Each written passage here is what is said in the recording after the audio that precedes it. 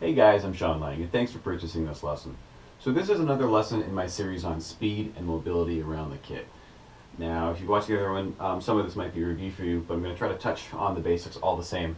And I would definitely recommend watching the other ones in the series as well.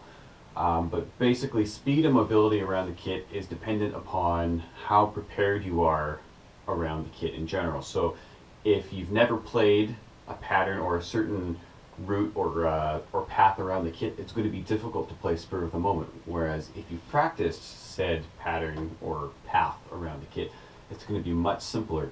Even if you're improvising, if your right hand knows what it feels like to go from snare to hi-hat to the crash to the floor tom in that sort of pattern, it's going to be much easier to improvise using that or using something similar to that.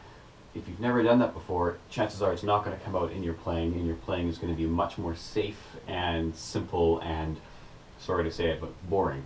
And we don't really ever want to play boring. We want to excite people with our playing. We want to inspire, and we want to make, music and just really, I don't know. That's how I feel about it anyways. I want my playing to be exciting. And your playing is never going to be exciting if you're never coming up with any new patterns around the kit or making people go, wow, what did you do there? That was crazy. I can't even imagine a human being playing that. That's the kind of thing that gets me really excited. So these exercises are actually simpler than the last one. We're kind of doing it backwards, but hey, that's how it goes sometimes.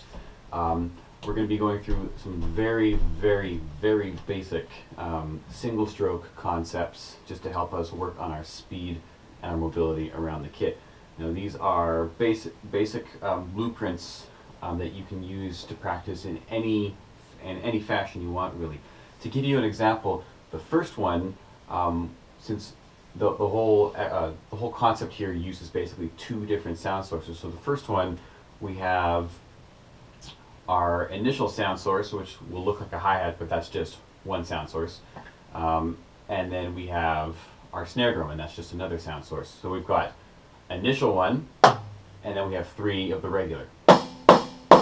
So if you played it as it is on paper, it would sound like this.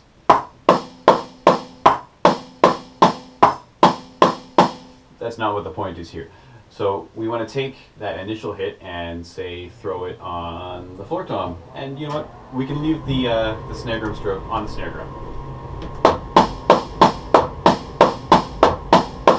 The idea then is to throw that initial hit all around the kit.